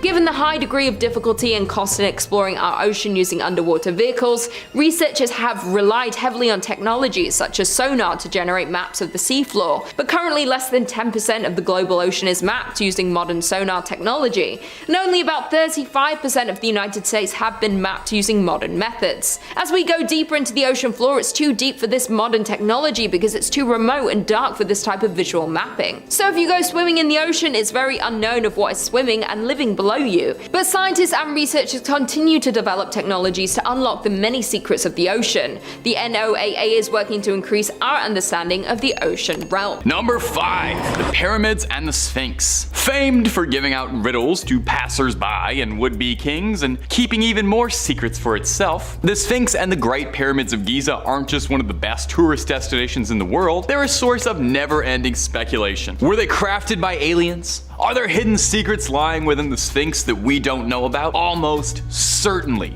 Let's dissect them a bit. So the Sphinx, if you haven't heard of it, this is your first time hearing about it. It's one of the 7 wonders of the world or something, but this might be the first time. It's a massive limestone statue with a lion's body, and let's be real, it's a nice one at that. And the head of a human. Was it always a human's face? There's some speculation and discussion about that. Some researchers have proposed that originally the Sphinx was a monument to the jackal god Anubis, and that his face was refitted at some point in the image of Amenhotep II, a pharaoh from around that era. Now, the purpose and origin remains a point of contention to Egyptologists. What was the Sphinx built for? Is it a tomb? A monument? Just something to take photos of? Some people have even speculated that the Sphinx is older than Egypt even. A tomb? A monument? Just something to do? Researchers too have speculated that perhaps the Sphinx is older than Egypt even. Erosion pattern on the Sphinx's body appear consistent with water erosion rather than wind erosion, raising all sorts of questions about the climate and geological history. Did Egypt used to be like a lot wetter? And that's just what puzzles people on the outside. The inside of the thing is a whole other can of worms. Some propose that there are unexplored passages or secret chambers containing wondrous treasures, ancient texts, sacred artifacts. I think the Master Sword might even be in there. Some people think there's proof of extraterrestrial life. It's a very widespread conspiracy theory that aliens were involved in the Sphinx and the pyramids and are very closely tied to ancient Egyptian culture. Some limited excavations around the Sphinx have been carried out, but because of the delicate nature of the monument, further digging is a bit challenging. You don't want to be the guy who ruined one of the 7 wonders of the world. They're gonna make fun of you forever if that happens. We could do a whole video on the mysteries behind the Sphinx, and I sincerely hope we do, because we are just scratching the surface of strange stuff going on there. But if you're looking for way more strange stuff, then you already know we have that in spades. We've got just about everything freaky you can think of. We've done a video or 2 on it. So hit subscribe. Please hit that little bell as well so you make sure to get our videos up to date. Don't miss a single scream, but do that at the end of this video because I got 4 more unsolved mysteries for you coming up right now. Number 4, the Voynich manuscript. The manuscript is one of my personal favorite unsolved mysteries out there just for how sheer little we know about it. We have nothing. It's kind of a choose your own adventure for mysteries. Is it aliens? Demons? A really convoluted historical prank? If you don't know, the Voynich manuscript is a strange document written in a handwritten text filled with bizarre illustrations. No one's been able to make sense of it, primarily because it's written in a language that has never been seen elsewhere in human history. It was named after Wilfrid Voynich, the Polish antiquarian who purchased it in 1912, although its ownership has passed through many hands. So what was it written for, and by who? These are the questions we've been asking, and we're probably going to keep asking over and over. The manuscript is about 240 pages, containing illustrations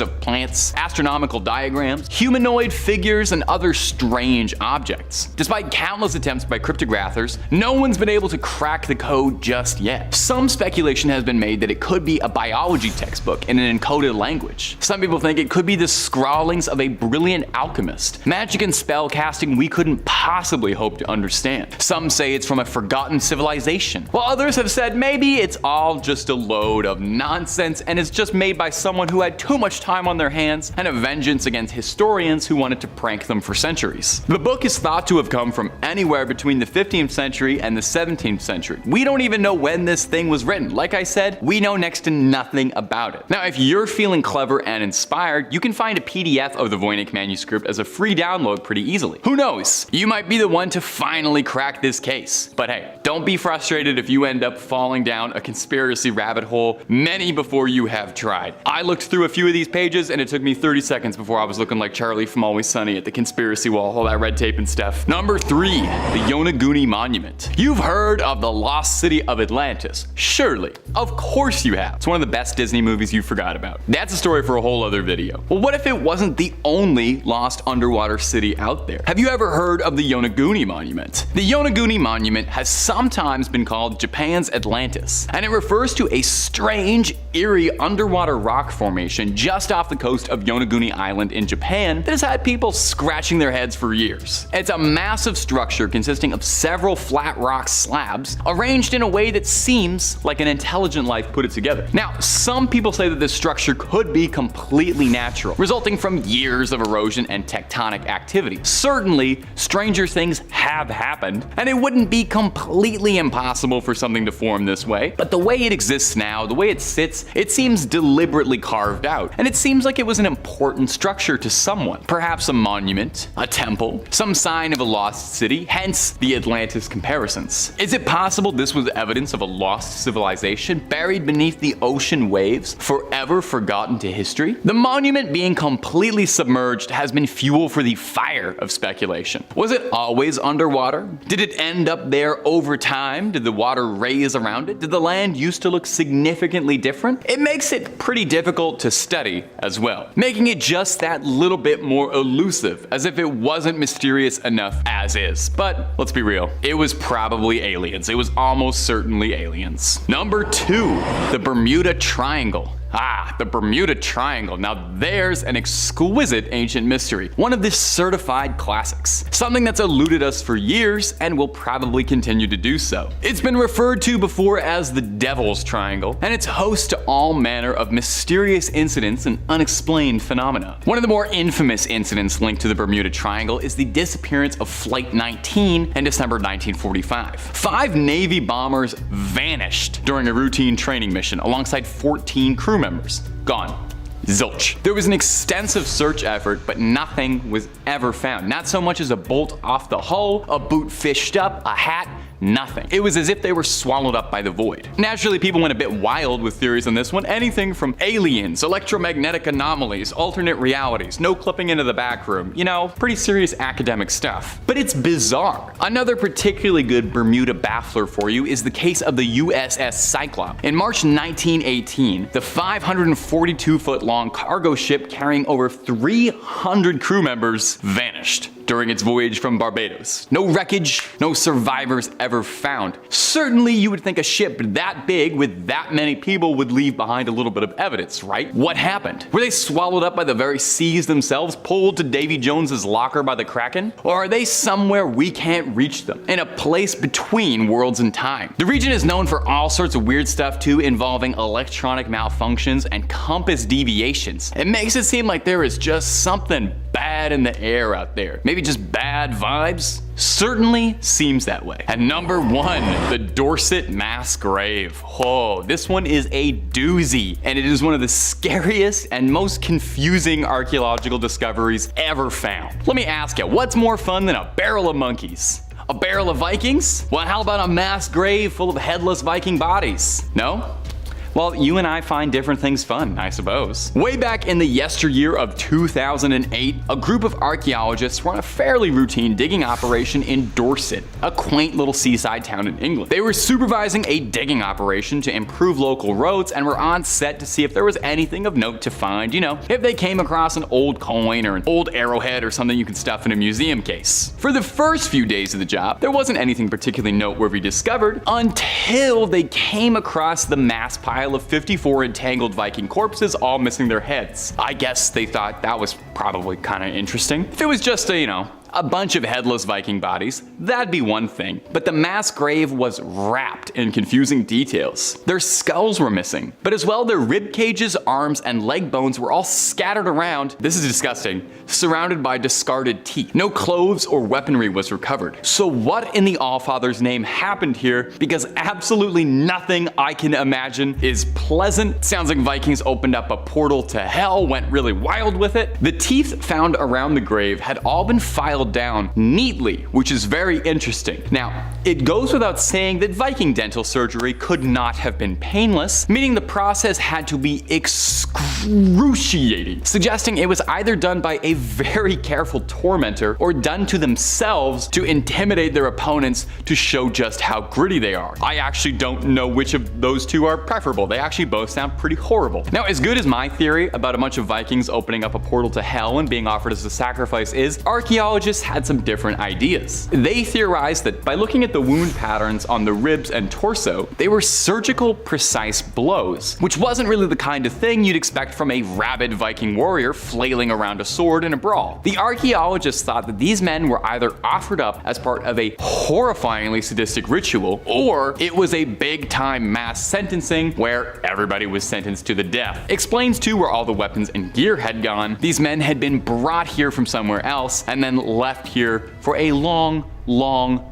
time. We might never know the truth behind the Dorset mass grave, and I'm gonna be honest, that might be fine with me. Some secrets are better left buried. Anyone else feel though that all those Viking skeletons, that might be like the world's most terrifying puzzle to put all that together? Morbid thought, and that's something to end the video on. Coming in our number 5 spot, NASA hack. Back in 2002, a man named Gary McKinnon was doing some research on the existence of aliens. You know, as one does. But McKinnon took things a little too far when he decided to hack into NASA to try to look up the information that they had on this subject. Because, as we all know, there's so many theories that NASA knows aliens exist, but they're trying to convince people that that's not the case. Yeah, so many conspiracy theories. When trying to get into the computer, McKinnon found a remote desktop connection that had no password protecting it. So obviously he did a little digging. There he found an image of some sort of flying aircraft, but it didn't look like any aircraft he had ever seen before. When the NASA employees noticed what he saw, his access was cut off. So yeah, pretty obvious that NASA didn't want whatever he saw to be seen by the public. Authorities apparently wanted to throw him in jail, claiming that he destroyed government computers and caused a lot of damage. But apparently these accusations were never proven and McKinnon was allowed to go free. And at number 4, Web Driver Torso. This YouTube page hit the internet in September of 2013. On this account, a video was uploaded every minute of every day, and they would last exactly 11 seconds each. Then towards the end, there were a few that lasted 25 minutes. The videos would be filled with red and blue rectangles and a strange beeping sound. Originally, people had no clue what these videos meant or why so many of them were being posted. One conspiracy theorist linked them to number stations, used during the Cold War for communicating with spies. But then in 2014, Google revealed that this was actually a quality test account. But many people aren't buying this. For one thing, it took them a whole year to say this. Yeah, I'm not so sure about that one. Also, many people are saying that these videos must serve a darker purpose. At number 3, A858. This made its way onto the internet in 2011, and it's one of Reddit's most puzzling subreddits. So basically this page is dedicated to long and confusing codes that are written in a hexadecimal. This numerical notation system is used in computer programs. So many people have tried to solve these codes, even teaming up with others to try and figure them out. The A858 used to post daily, and very few of their posts have actually been deciphered. But when someone does manage to crack the code, it's usually a random phrase or something else pretty trivial that's being revealed. The meanings of these codes and their purposes in the first place is still a mystery to this day. Maybe the answer lies in one of the uncrackable codes. Coming in at number 2, the Plague Doctor video. So yeah, this video is very strange and altogether creepy. It first appeared online in May of 2015. Basically, the video is of this person in a plague doctor's mask, and they are doing some strange movements in an abandoned building. There's some Morse code going on, an odd static tone, and some jump cuts of other videos spliced in. The whole point of this video is unclear, but it's creepy nonetheless. This video is titled 011011010110101, etc. Yeah, it goes on for a while. This binary code translates to Muert, which in Spanish means death. Of course, there's a thread devoted to figuring out exactly what's going on in this video, and they revealed that the video apparently contains the coordinates to the White House, some chess moves, disturbing images depicting violence against women, and other random threatening messages. posters. The source of this video is unknown, as the posters claim no connection to the video and maintain that they did not create the video. So yeah, no one knows the point of this video, but nonetheless, it's pretty creepy. Alright, and before we jump into our number 1 spot, I just want to remind you guys to please show us some love by giving this video a big thumbs up and subscribing to our channel. And once again, stay tuned until the end of the video, as I will be answering your questions. And if you would like to be featured in an upcoming video, then make sure you leave those questions below. And in at number 1, Anonymous. Yes, this is definitely one that needed to be on this list. We've all heard about this group, but if for some reason you are unfamiliar with them, Anonymous was founded in 2003, and it's a group made up of self-proclaimed hacktivists who have basically become a household name over the past several years. This group's goal is to go online and attack governments, government institutions, government agencies, corporations, and the Church of Scientology. The people of this group say that they have a greater good purpose behind their attacks. Most of their attacks took place in 2011 and 2015. They will usually flood websites, forcing them to shut down. The group is also skilled when it comes to finding something their target is sensitive about and using that to their advantage. They recently declared war on ISIS, they flooded its associated websites with porn, and shut down many pages for good. What's even crazier is the anonymous members have been able to keep their identities a secret even after all of these years. The police and government have tried to find out who the members of this group are since they first came out, and still 15 years later they have no idea. In at 5, Jackie Sutton. In October 2015, British journalist Jackie Sutton arrived at a Turkish airport, catching a connecting flight to Iraq where she had been working with an organisation known as IWPR. However, Jackie never caught her connecting flight. Hours after she was spotted on CCTV footage, Jackie was found dead in an airport bathroom. It was determined to be suicide by hanging. Even weirder, it was hanging by shoelace. Now, Turkish reports made this tragedy even more confusing, stating that Jackie had become very upset after she missed a connecting flight and couldn't afford to pay for a new one. However, reports stated differently. Jackie had in fact purchased a new ticket, plus she was found with 2 credit cards and €2,000. The incident has still never truly been uncovered. What do you guys think though? Suicide or something much darker? In at number 4, Brian Schaefer. A medical student at Ohio State University, Brian seemed to have it all going for him. However, on the night of March 31st, 2006, while out celebrating the beginning of spring break with some friends, Brian got separated. His friends assumed he had just gone home, but that wasn't the case. CCTV footage caught him at the entrance to a bar talking to 2 women just before 2 AM, before he re-entered the bar. However, Schaefer never exited. He was never seen or heard from again by anyone. Investigators were completely perplexed by the case, as there were no public exits accessible from within the bar. So where did he go? Foul play has been suspected by the police. Even one of Schaefer's friends was suspected after his refusal to take a lie detector test. However, others believe that Schaefer could still be out there somewhere, living a new life. What do you guys think? In at 3, Lars Matank. Lars Matank was a 28-year-old German man vacationing at a seaside resort in Bulgaria with a group of friends. On July 6, 2014, however, Lars got into a fight with a group of men, resulting in Lars suffering from a ruptured eardrum. When it came time for him and his friends to fly home, doctors wouldn't allow it, so Lars booked a room at a cheap hotel. This is when things started to take a weird turn. Lars began to act odd, as seen on some of the hotel's CCTV footage. He texted his mother saying he didn't feel safe in the hotel and that she should cancel all of his credit cards. He also told her that he was being followed by 4 men. Lars packed up his things and headed for an airport. However, the last anyone has seen of Lars was seen on CCTV footage captured in and outside the airport. Shows Lars walking in carrying a bag and soon after running out of the airport and into the woods, never to be seen or heard from again. In at 2, Emma Filipov.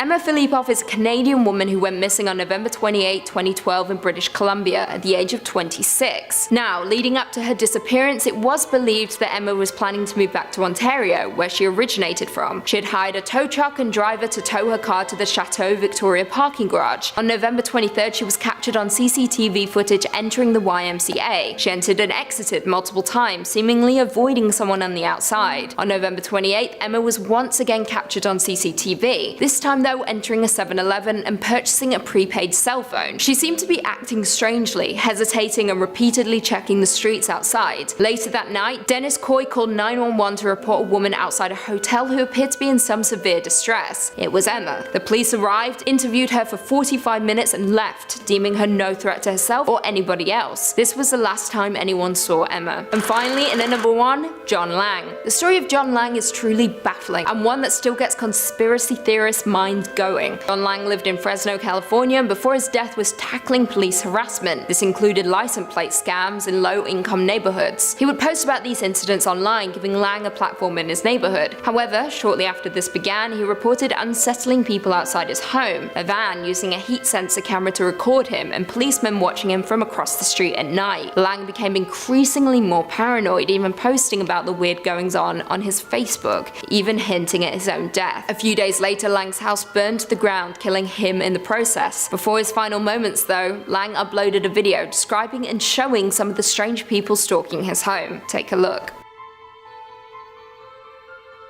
Number 5. The Dark Watchers. California is oft considered one of the most beautiful states. It's got gorgeous mountains, lush beaches, sunny days. It's practically a paradise. But behind sun-streaked sands at the peaks of the Santa Lucia Mountains lies a dark secret. A mysterious group of shadowy beings watching over the people below. The locals call them Los Vigilantes Oscuros. Los Vigilantes Oscuros, or the Dark Watchers, were first reported during the 18th century by Spanish settlers who arrived there. The story would describe these tall, featureless specters that would appear for a moment, serving as a warning before someone's imminent disappearance. It was the last thing you'd ever see. Now, these creatures towered over mortals and looked human enough, but were anything but. They stood 10 to 12 feet tall and were said to be draped in cloaks or capes and wore large brimmed hats like that of a witch. Folklore and oral stories describe these creatures as sternly observing, watching over on high, and seemingly only pursuing those who disturb them. But it is said that those who approach these figures vanish into oblivion, never seen again, not even leaving behind a footprint. So what are they? With hundreds of years worth of reports and sightings, surely someone must have some guess as to what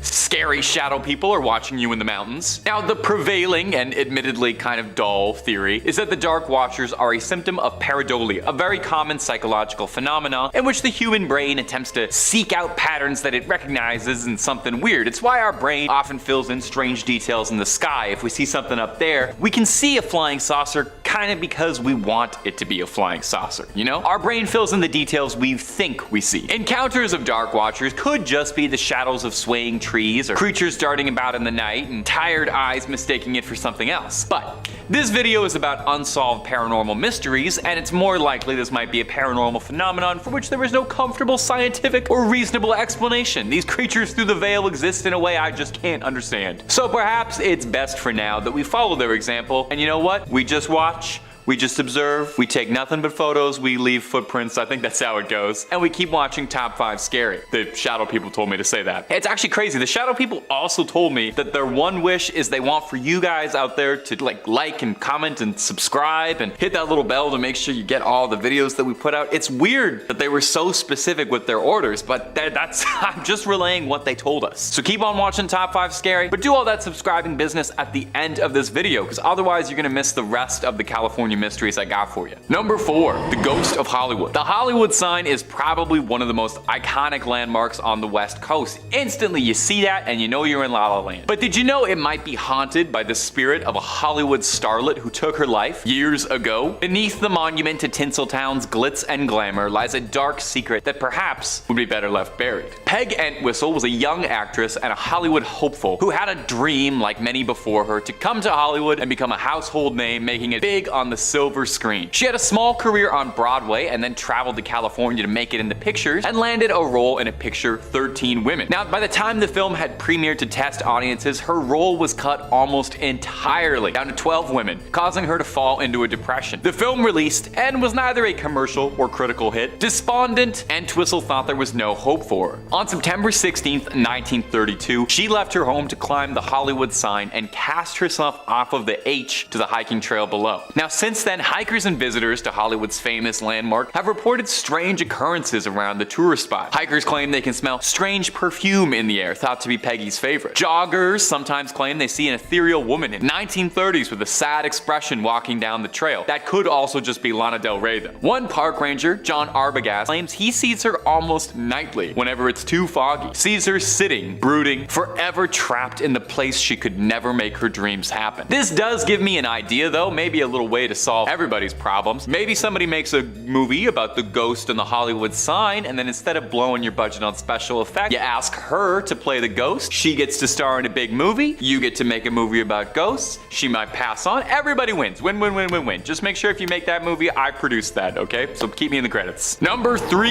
the Queen Mary. Now this next one is a beloved tourist spot. It's one of the most famous ships in the country, and there are few ships in the United States even half as haunted as the Queen Mary, a decommissioned ship that was converted into a hotel in Long Beach, California. It's stately, it's lush, it's got all the comfort and modern amenities of being a Navy man, bursting with restless spirits. The ship was christened in the mid-30s by the Queen Mary herself. That's why they named her that. And it was retired 3 decades later. It's since been converted into a hotel where guests can go and rent out a stateroom and pretend they're crossing the Atlantic in style. Now, there are a variety of spots inside the Queen Mary that are said to be congregation points for all things supernatural and strange. Perhaps if you know already anything about the Queen Mary, the most famous is Stateroom B340. Now, this was a problem before the place was even haunted. In 1948, a passenger, Walter J. Adamson, passed away in the room under unknown conditions. Nothing really came of this event until 1966, when a woman who was staying in B340 reported that she was woken up when the bed covers were pulled away and she saw a spectral man standing at the foot of her bed, and it was no room service. She screamed and rang for a steward, but as soon as the steward arrived to assess the situation, the man had vanished. Now, guests staying in this room claim they hear someone knock at the door in the middle of the night. The Mary's maids, too, complain that they find water running in B340 when no one's been in it in days. People have reported all kinds of ghosts around the pool as well. There's a woman in an old wedding gown people say they see, a young boy in a suit, a cloud of steam appearing out of nowhere, and then a girl in a blue and white dress who disappears in an instant, or maybe it's a gold and black dress, I'm not sure. Whatever the case, there's so many ghosts up in the Queen Mary, it's definitely worth checking out if you've got an EMF reader in your suitcase when you're going to California. Number 2, Griffith Park. Now, if you're a real avid cinephile, a student of the silver screen, perhaps you'd recognize Griffith Park for its use in a ton of Hollywood productions. The sprawling, rugged, mountainous set is home to a lot more than memorabilia for Hollywood. It's also said to be home to spirits and haunted by a century-old curse. It's said to have started all the way back in 1863, when Donna Petronilla, the niece of land baron Don Antonio Feliz, was cut out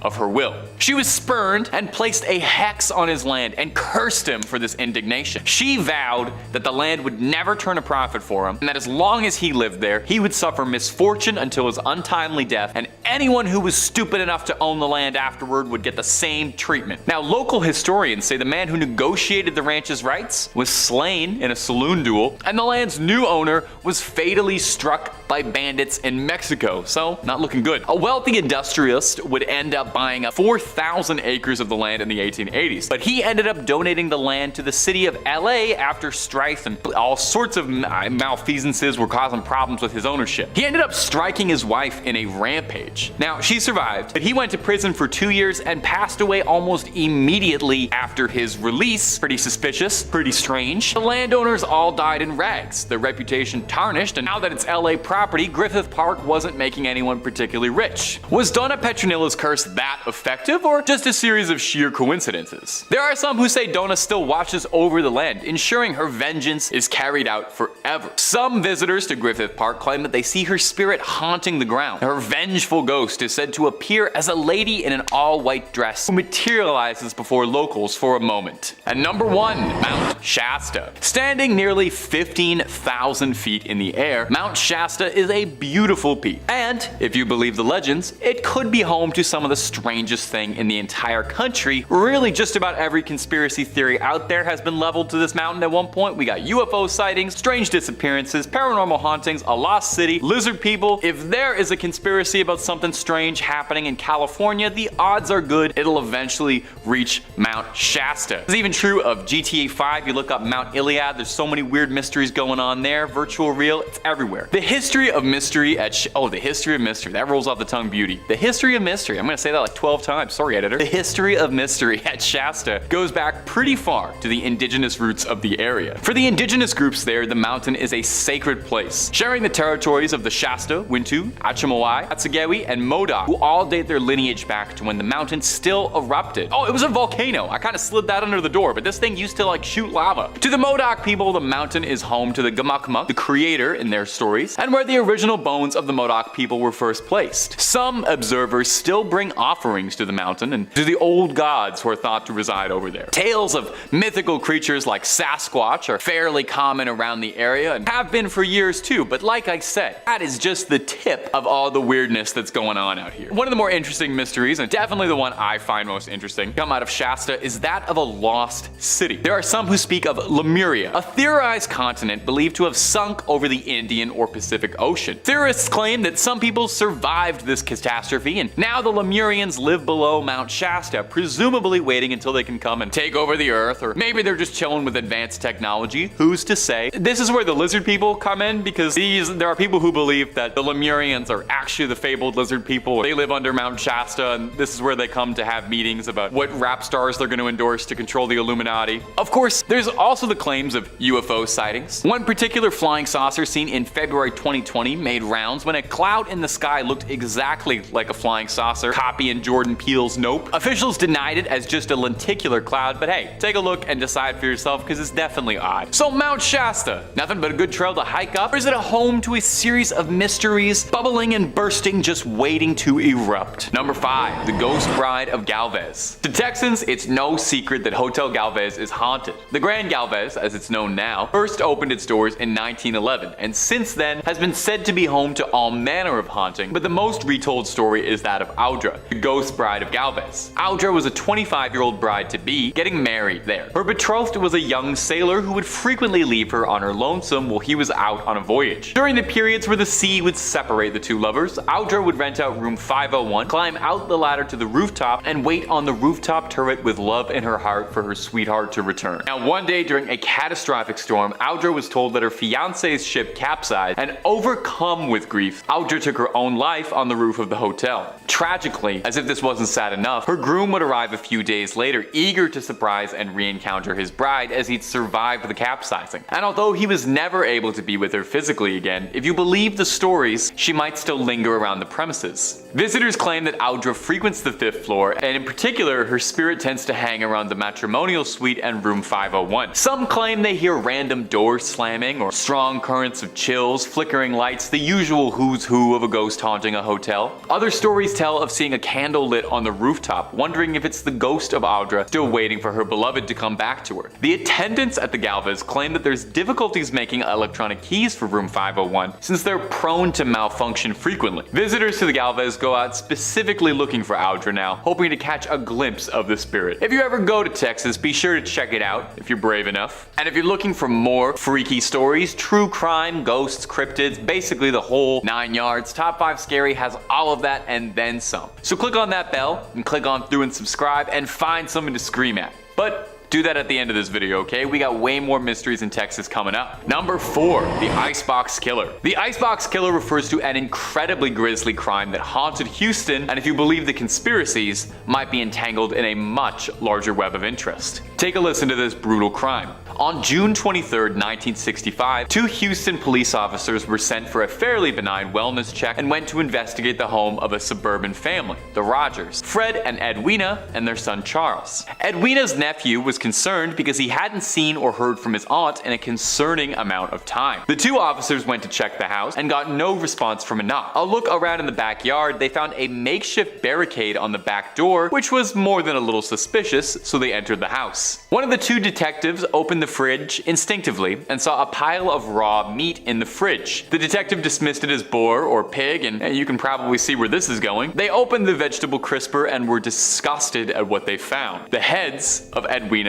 and Fred Rogers. Police suspected initially that the son Charles had been behind it, but why, no one was particularly sure. Now, here's where this already upsetting strange case gets wild. There are allegations that Charles Rogers was present the day of the JFK assassination, and some allege he was one of the 3 tramps photographed with police escort by Dealey Plaza. The conspiracy alleges that Charles Rogers, who was a former Marine and served in the Office of Naval Intelligence, was involved somehow in the larger assassination plot, and the claim is that somehow his parents discovered his involvement with the conspiracy and he had to silence them and flee. A bold claim, but Charles Rogers was never found. No proof of a body, despite being declared dead. Now, did he vanish? Or was he himself silenced to tie up a loose knot as part of something infinitely larger than himself? We may never truly have the answers for this one. Number 3. UFO sighting. In December 29, 1980, Betty Cash saw something on the outskirts of Houston near Dayton that would change the course of her life forever, as she made a close encounter of the third kind. She was driving her friend Vicki Landrum and Landrum's grandson home one night at 9 p.m. when the 3 of them noticed a bright light in the sky.